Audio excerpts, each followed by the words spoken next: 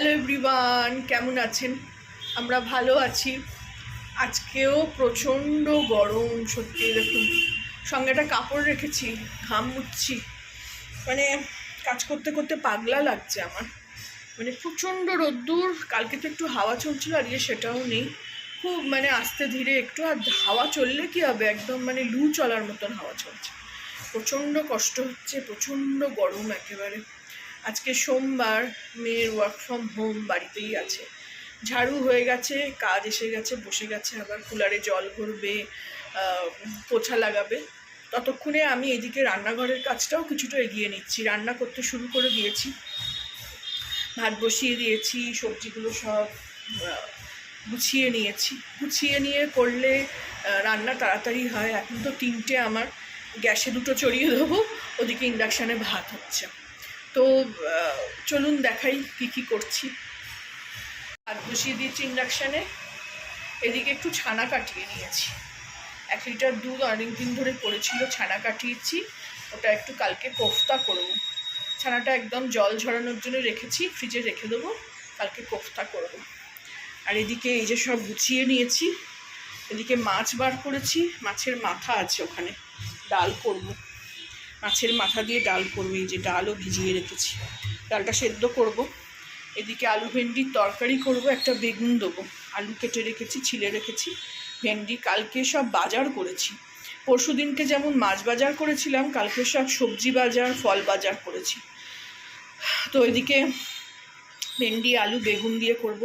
আমার শ্বশুরবাড়িতে না ভেন্ডি আলু দিয়েই করার চল, কিন্তু আমার বাপের বাড়িতে না সবসময় একটা বেগুন দিত, যাতে একটু মাখা মাখা হয়, খেতে ভাল লাগে।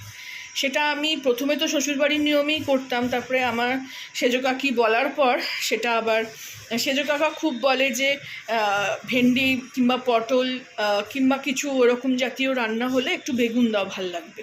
তো আমি ওই জন্য আজকে একটা বেগুনও রেখেছি। এদিকে পেঁয়াজ ছাড়িয়ে রেখেছি, আদা রসুন এদিকে বাটা আছে, একটু বেটেই রাখছি যখন সময় পাচ্ছি। একসঙ্গে অনেকগুলো কাজ করতে খুব কষ্ট হচ্ছে। এদিকে একটু কাঁচা লঙ্কা রেখেছি, আর ধনে পাতাগুলো ঢুকিয়ে রেখেছি ফ্রিজে, নষ্ট হয়ে যাবে বলে। আর ধনে পাতার দান্ডিগুলো রেখেছি, ডালে কিংবা এতে দেবো, ভেন্ডিতে দেবো। এদিকে আলু পেঁয়াজ নিয়ে নিয়েছি, বেশি নিয়ে নিই। 1 কিলো আলু নিয়ে পেঁয়াজ নিয়েছি, আর 2.5 কিলো মতন আলু নিয়েছি। আলু একটু আগের ছিল, একসঙ্গে উঠিয়ে রাখলে কি হয়, আমার সুবিধে হয়, নিচে নামতে আমার বারবার ভালো লাগে না। এদিকে সব সবজিগুলো এরকমভাবে রেখেছি, সবজি আর ফল সব ধুয়ে পরিষ্কার করে ফ্রিজে রাখবো। করোনা কাল থেকে আমি সব ধুয়েই রাখি ফ্রিজে, এরকম বাজার থেকে এনেই রেখে দিই না। তো ওই জন্য প্যাকেট থেকে সব বার করে রেখেছি। 2টো প্যাকেট ধুয়ে দিয়েছি। প্যাকেট একদম থাকে না, রাখার জায়গা নেই। মেয়ে ওই নেটের ব্যাগ এনেছিল, ওতে সব শুকিয়ে যাচ্ছে। এদিকে একটা পাইনাপেল এনেছি, একটা তরমুজ এনেছি। এদিকে আপেল আছে, আপেল আমরুদ আছে, আর একটু দশেরই আম নিয়েছি।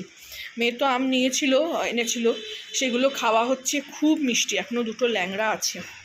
এদিকে ওই যেদিনকে মাছ কিনতে গেছিলাম, পাশেই এই পিওর ন্যাচারালের এই দোকানটা ছিল।